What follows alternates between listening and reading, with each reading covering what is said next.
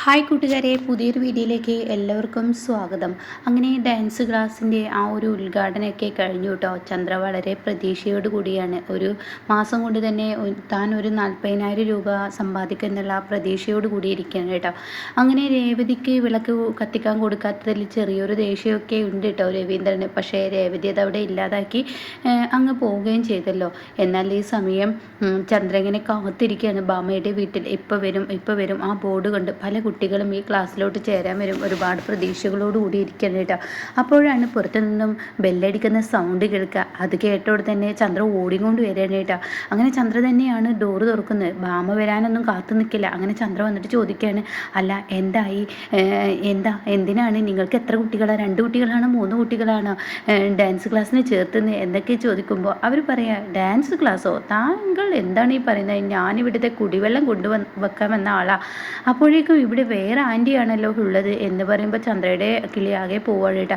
അപ്പോഴേക്കും ഭാമ അങ്ങോട്ടേക്ക് എത്തുകയാണ് കേട്ടോ. അപ്പോൾ ഭാമ പറയണം, അയ്യോ ഇത് ഇവിടെ കുടിവെള്ളം വെക്കാൻ വരുന്ന ആളാണ് ചന്ദ്ര എന്ന് പറയട്ടോ. ഇതേസമയം ചന്ദ്രക്ക് നിരാശയാവണം കേട്ടോ. ഈശ്വര, ഞാനിവിടെ ബോർഡും തൂക്കിയിട്ട് വലിയ വലിയ വർത്തമാനങ്ങൾ പറഞ്ഞ് ആ സച്ചിയുടെ മുന്നിൽ ഞാൻ ചെറുതാവുമല്ലോ, ഇനിയിപ്പോൾ എന്താ ചെയ്യുക എന്ന ഭാവത്തിൽ ഇങ്ങനെ ഇരിക്കുകയാണ് കേട്ടോ. അങ്ങനെ ഭാമ കുടിവെള്ളത്തിൻ്റെ പൈസയൊക്കെ കൊടുത്ത് തിരികെ വരികയാണ്. അപ്പോൾ ചന്ദ്രയുടെ വിഷമം കാണുമ്പോൾ ഭാമ പറയാം, എന്താ ചന്ദ്രയെ ഇത്ര സങ്കടപ്പെട്ടിരിക്കുന്ന? അതിന് മാത്രം വിഷമിക്കേണ്ട സമയമായിട്ടില്ല, നമ്മളിപ്പോൾ ബോർഡ് വെച്ചതല്ലേ ഉള്ളൂ, വരും, ഇഷ്ടം പോലെ കുട്ടികൾ വരും എന്നൊക്കെ ഇങ്ങനെ പറയുന്നത് കേട്ടോ. ആണോ, വരുമോ? എങ്കിൽ എനിക്ക് ഒരുപാട് പ്രതീക്ഷയോട് കൂടി ഇങ്ങനെ കാത്തു നിൽക്കണം കേട്ടോ. അങ്ങനെ ഇവർ തമ്മിലിങ്ങനെ സംസാരം തുടർന്നു കൊണ്ടിരിക്കുകയാണ്. ഏതാനും നിമിഷങ്ങൾ കഴിഞ്ഞതേ ഉള്ളൂ. പിന്നീട് വീണ്ടും ഒരു ബെല്ലടി കേൾക്കുന്നു കേട്ടോ. ഇത് കേട്ട ഉടൻ തന്നെ ചന്ദ്ര ഓടിക്കൊണ്ട്, ഇനി ഞാൻ ചെന്ന് തുറന്നേക്കാം, എന്തായാലും ആരെങ്കിലും ബോർഡ് കണ്ടിട്ട് വന്നതായിരിക്കും, എന്തായാലും ഒരുപാട് കുട്ടികളെ കിട്ടട്ടെ എന്നും പറഞ്ഞ് ചന്ദ്ര ഡോറ് തുറക്കണം കേട്ടോ. അപ്പോൾ അവർ ഉടൻ തന്നെ നിങ്ങൾ എന്തിനു വന്നതാ എന്ന് ചോദിക്കുകയാണ് കേട്ടോ. ഇനിയിപ്പോൾ നിങ്ങൾ കുടിവെള്ളത്തിനാണോ അതോ ഡാൻസ് ക്ലാസ്സിനാണോ എന്ന് ചന്ദ്ര ചോദിക്കുമ്പോൾ, നിങ്ങൾ എന്താ പറയുന്നത്? ഇവിടെ പഴയ ഡ്രസ്സുകൾ എടുക്കാറുണ്ട് ഞാൻ, അത് വാങ്ങാൻ വേണ്ടി വന്നതാണ്. അത് കേൾക്കുന്ന ചന്ദ്രയുടെ കണ്ണിൽ നിന്ന് കണ്ണുനീർ തുള്ളികൾ നിറഞ്ഞൊഴുകുന്നു കേട്ടോ. തനിക്ക് സഹിക്കുന്നില്ല. താൻ ഒരുപാട് പ്രതീക്ഷയോടുകൂടി ഓരോ ആളുകളും ബെല്ലടിക്കുമ്പോൾ ചന്ദ്രക്ക് ഇങ്ങനെ സന്തോഷം കൊണ്ട് ഓടിച്ചെല്ലുമ്പോൾ നിരാശയാണ് വരുന്നത്. ഒരു കുട്ടി പോലും തൻ്റെ ഡാൻസ് ക്ലാസ്സിന് ചേരാൻ വന്നിട്ടില്ല കേട്ടോ. അങ്ങനെ ചന്ദ്ര വീണ്ടും അവിടെ നിന്ന് പോവാണ്. പിന്നീട് പഴയ തുണികളൊക്കെ ഭാമ എടുത്തു കൊടുത്ത് അവരെ പറഞ്ഞു വിടണം കേട്ടോ.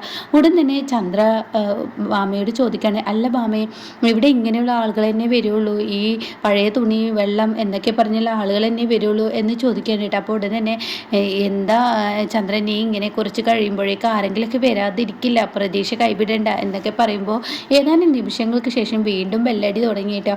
അങ്ങനെ ചന്ദ്ര ഓടിക്കൊണ്ട് വീണ്ടും ചെല്ലാണ്. അപ്പോൾ ഉടൻ തന്നെ അയാൾ പറയാണ്, ഈ ഡാൻസ് ക്ലാസ്സിൻ്റെ ഈ ബോർഡ് വെച്ചിരിക്കുന്നത് ആരാ, നിങ്ങളാണോ എന്ന് ചോദിക്കാൻ കേട്ടോ. അപ്പോൾ ഇത് കേട്ട ഉടൻ തന്നെ, അതെ, ഇവിടെ ആരാ പഠിപ്പിക്കുന്നത്? ഞാനാണ് പഠിപ്പിക്കുന്നത് എന്ന് ചന്ദ്ര പറയാൻ കേട്ടോ. അപ്പോൾ അത് കേട്ടിട്ട് അയാൾ ചോദിക്കുക, എത്ര കുട്ടികളൊക്കെ ഉണ്ട് എന്ന് ചോദിക്കുകയാണ്. അപ്പോൾ ഇങ്ങനെ ചന്ദ്രക്ക് ഇങ്ങനെ മനസ്സിൽ സംശയം തോന്നുക, ഇനിയിപ്പോൾ കുറച്ച് കുട്ടികളെന്ന് പറഞ്ഞു കഴിഞ്ഞാൽ തീർച്ചയായും അത് പ്രശ്നമോ, അത് വേണ്ട, കുറച്ച് കൂട്ടി പറഞ്ഞേക്കുക എന്ന് പറഞ്ഞിട്ട് ചന്ദ്ര മനസ്സുകൊണ്ട് ആ ഒരു കണക്ക് കൂട്ടിയിട്ട് ഒരു 40 കുട്ടികളുണ്ട് എന്ന് പറയട്ടോ. അയ്യോ, 40 കുട്ടികളുണ്ടോ ഇവിടെ? ആ ഉണ്ട്. ഇപ്പോൾ എത്ര നാളായി നിങ്ങളിത് തുടങ്ങിയിട്ട്? കുറച്ച് ദിവസങ്ങളായുള്ളൂ എന്ന് ചന്ദ്ര പറയാൻ കേട്ടോ. അപ്പോൾ അത് കേട്ടോടെ തന്നെ അയാൾ പറയാണ്, അതില്ലേ എന്ന് പറയുമ്പോഴേക്കും ചന്ദ്ര ചോദിക്കുക, അല്ല നിങ്ങൾക്ക് എത്ര മക്കളാ? എനിക്ക് 2 പിള്ളേരാ. അപ്പോൾ 2 പിള്ളേരുണ്ട് അല്ലേ? ആ, എനിക്ക് 2 പിള്ളേരുണ്ട്. അവറ്റങ്ങൾ എന്താ, പെൺകുട്ടി ആൺകുട്ടിയാണ് എന്ന് പറയട്ടെ. എന്നാലും കുഴപ്പമില്ല എന്ന് ചന്ദ്ര പറയുന്നു കേട്ടോ.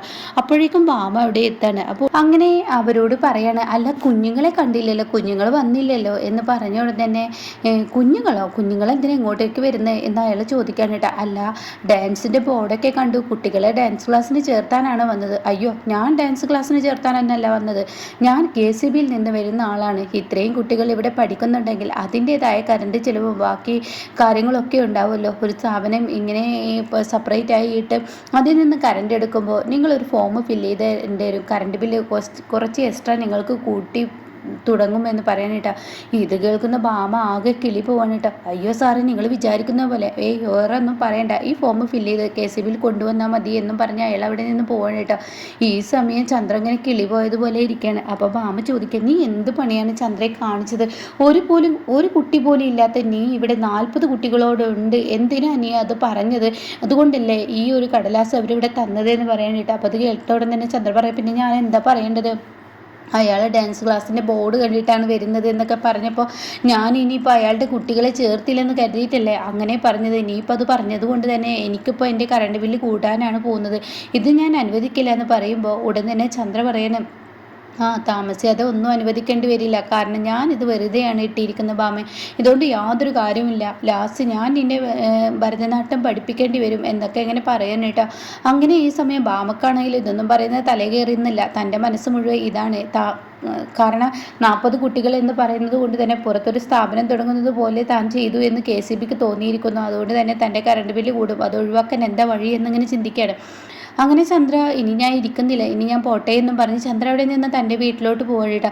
പിന്നീട് ചന്ദ്ര വീട്ടിൽ ചെന്ന് രവിയോട് കാര്യങ്ങളൊക്കെ പറയണേ. അപ്പോൾ രവി പറയുന്നുണ്ട്, ചന്ദ്ര ഇതാണ് അഹങ്കാരം ഒന്നിനും പാടില്ലെന്ന് പറയുന്നത്. പതിയാണ് ഇങ്ങനെ ഒരു സ്ഥാപനമൊക്കെ തുടങ്ങുക. അത് നിനക്ക് കുഞ്ഞുങ്ങൾ ഒരു 10-12 കുഞ്ഞുങ്ങൾ നിൻ്റെ കൈകളിൽ ഉണ്ടെങ്കിൽ മാത്രം നീ തുടങ്ങിക്കഴിഞ്ഞാൽ തീർച്ചയായും അത് അറിഞ്ഞ് മറ്റുള്ളവർ വരും. ഇത് നീ ചെയ്തത് എന്താ? നീ ചെയ്യുന്നത് വളരെ മോശമാണ്. മറ്റുള്ളവരോടുള്ള പ്രതികാരം നീ തന്നെ നിന്നെ കുറച്ച് കാണുകയാണ് ബാമ ചെയ്യുന്നത്. നിന്റെ വിലയും നിലയും നീ തന്നെ കളയുകയാണ് ബാമ ചെയ്യുന്നത് എന്നൊക്കെ പറയുമ്പോൾ, അല്ലെങ്കിൽ നിങ്ങൾ ഇങ്ങനെ തന്നെ മനുഷ്യ പറയുള്ളൂ എന്ന് പറയുമ്പോൾ, നീ ഇന്ന് ചെയ്തത് എന്താ? ഇന്ന് ചെയ്ത് തീരെ ശരിയായില്ല. നിന്റെ 2 മരുമക്കളെ കൊണ്ട് നീ വിളക്ക് കത്തിച്ചു, എന്നല്ല രേവതിയെ കൊണ്ട് അവൾ കത്തിച്ചിരുന്നെങ്കിൽ ഇതും സംഭവിച്ചിരുന്നില്ല എന്നിങ്ങനെ പറയുന്നു കേട്ടോ. അങ്ങനെ ഈ സമയം രവി ചോദിക്കുക, ഇപ്പം എന്താ സംഭവിച്ചത്? അതൊന്ന് ആലോചിച്ച് നോക്ക് എന്ന് രവി പറയുന്നുണ്ട് കേട്ടോ. അങ്ങനെ ചന്ദ്ര ഇങ്ങനെ കരഞ്ഞും കൊണ്ടിരിക്കുകയാണ്. ചന്ദ്രക്ക് സങ്കടം താങ്ങുന്നില്ല കേട്ടോ. ഹിഷറ, ഞാൻ എന്തൊക്കെയാണ് പറഞ്ഞത്? ഒരു മാസം കൊണ്ട് 40 കുട്ടികൾ, 40,000 രൂപ വരുമാനം, ഇങ്ങനെയൊക്കെ പറഞ്ഞു ഞാനിപ്പോൾ ഇനി എന്ത് എന്നിങ്ങനെ ചിന്തിച്ചിരിക്കുമ്പോൾ അങ്ങോട്ടേക്ക് സച്ചി കയറി വരാൻ കേട്ടോ. അപ്പോൾ ഉടൻ തന്നെ സച്ചിക്ക് ചിരിയാണ് വരുന്നത് ബാമയുടെ ഇരിപ്പ് കാണുമ്പോൾ. അപ്പോൾ സച്ചി കയറി വരുമ്പോൾ തന്നെ ഇതെന്താ ഭരതനാട്യത്തിൻ്റെ ഗുരു ഏകദേശം കിളി പോയതുപോലെ ഉണ്ടല്ലോ എന്നും പറഞ്ഞുള്ള ആ കോരിയ വാക്ക് പറയുമ്പോൾ ചന്ദ്ര ദേഷ്യം പിടിക്കാനായിട്ടാ. അപ്പോഴേക്കും രവി വിളിക്കണം, നീ ഇങ്ങനെ വന്ന് സച്ചി എന്ന് പറയണേ. എടാ നിൻ്റെ പെറ്റമ്മയാണ്, നീ ഇങ്ങനെയൊന്നും പറയാതെ. പിന്നെ ഞാൻ എങ്ങനെ പറയണേ അച്ഛാ? ഇന്ന് അവർ കാണിച്ചത് എന്താ? എൻ്റെ അമ്മ അഹങ്കാരം തലക്ക് പിടിച്ചതുപോലെയാണ് ഓരോ കാട്ടലുകൾ. അഹങ്കാരം തലക്ക് പിടിച്ചതുപോലെയല്ല, എൻ്റെ അമ്മക്ക് വെളിവില്ലാതായി പോയിരിക്കുകയാണ്. ഒരു ക്ലാസ് തുടങ്ങുമ്പോൾ അതിൽ കുഞ്ഞുങ്ങളൊക്കെ ആയതിനു ശേഷമല്ലേ ഒരു സ്ഥാപനം ഇടുക. ഇത് ഒരാൾ പോലും ആ സ്ഥാപനത്തിലില്ലാതെ അത് ഉദ്ഘാടനം ഇതൊക്കെ ചെയ്യേണ്ട ആവശ്യം എന്താ എന്നൊക്കെ ഇങ്ങനെ പറയുമ്പോൾ, അതൊന്നും നിൻ്റെ അമ്മയോട് പറഞ്ഞിട്ട് കാര്യമില്ല എന്ന് പറയാനായിട്ടാ. അങ്ങനെ അവിടെ രവീന്ദ്രൻ പറയാണ്, എന്തെങ്കിലും ആവട്ടെ എന്നും പറയുന്നു. പിന്നീടാണെങ്കിലും പിറ്റേ ദിവസം രാവിലെ ചന്ദ്ര ഭാമയുടെ വീട്ടിൽ പോവാണ് കേട്ടോ. അവിടെ ചെല്ലുമ്പോൾ ഈ ഒരു ഡാൻസ് ക്ലാസ്സിൻ്റെ ഫ്ലക്സ് വെച്ചിരിക്കുന്ന അതവിടെ കാണാനില്ല കേട്ടോ. തൻ്റെ ഫ്ലക്സ് എവിടെ പോയി എന്നുള്ള ആ ഒരു ടെൻഷനോട് കൂടി ചന്ദ്ര ഓടി ചെന്നിട്ട് ഭാമയോട് ചോദിക്കുക, ഭാമ അതെവിടെയെന്ന് ചോദിക്കുമ്പോൾ, അത് ഞാൻ ആ പിന്നാമ്പുറത്ത് കൊണ്ടുവച്ചിട്ടുണ്ട്. അതെന്താ അത് അവിടെ കൊണ്ടുവച്ചിരിക്കുന്നത്? അതെ, ഇനി KCBയുടെ ആളുകൾ വന്നു കഴിഞ്ഞാൽ എനിക്കിതിന് ഉത്തരം പറയാൻ കഴിയില്ല. അതുകൊണ്ട് തന്നെ നിനക്ക് കുട്ടികളൊക്കെ ആവട്ടെ, ശേഷമാവാം ഇവിടെ ഫ്ലെക്സ് ഒക്കെ മുന്നിൽ വെക്കില്ല. അപ്പോൾ വരുമാനം അത്യാവശ്യം കൊടുക്കും ചെയ്യാമല്ലോ. അയാൾ പറഞ്ഞതിലും കാര്യമുണ്ട്. നീ ഒറ്റയടിക്ക് 40 കുട്ടികൾ എന്ന് പറയുമ്പോൾ അയാളെ സംബന്ധിച്ച് വേറൊരു സ്ഥാപനം ഒരു റൂം എടുത്ത് വേറെ സ്ഥാപനത്തിലോട്ട് കറണ്ട് കൊടുക്കുമ്പോൾ അത് പ്രശ്നമാണ്. അപ്പോൾ അതിനുള്ള വരുമാനം ഈ ഒരു ഇതിൽ നിന്ന് തന്നെ കിട്ടുന്നില്ലേ എന്ന് അയാളെ ചോദ്യം കേട്ടില്ല. അതുകൊണ്ട് തന്നെ ഇനി ആ ചോദ്യത്തിന് ഉത്തരം പറയാൻ എനിക്ക് കഴിയില്ല. അതുകൊണ്ടാണ് ആ ഫ്ലെക്സ് മാറ്റിയതെന്ന് പറയട്ടെ. അപ്പോൾ ചന്ദ്രയുടെ കിളി ആകെ പോവാണ്. ഈശ്വര, താൻ തുടങ്ങിയതുപോലെ തന്നെ അവിടെ തന്നെ വെച്ച് അവസാനിപ്പിക്കേണ്ടി വന്നല്ലോ എന്നുള്ള ഭാവത്തിൽ ചന്ദ്ര ഇങ്ങനെ നിൽക്കാൻ കേട്ടോ. അങ്ങനെ ചന്ദ്ര നിറഞ്ഞ കണ്ണുകളോടുകൂടി ഇങ്ങനെ നിൽക്കുകയാണ്. കണ്ണുനീർ തുള്ളികളൊക്കെ വറ്റി തുടങ്ങണം. താൻ ഈ ഒരു സംരംഭം തുടങ്ങിയിട്ടും അതിൽ തനിക്ക് വിജയമില്ലല്ലോ എന്ന ആ ഒരു ഇതോടുകൂടി ചന്ദ്ര നിൽക്കുന്നുണ്ട് കേട്ടോ.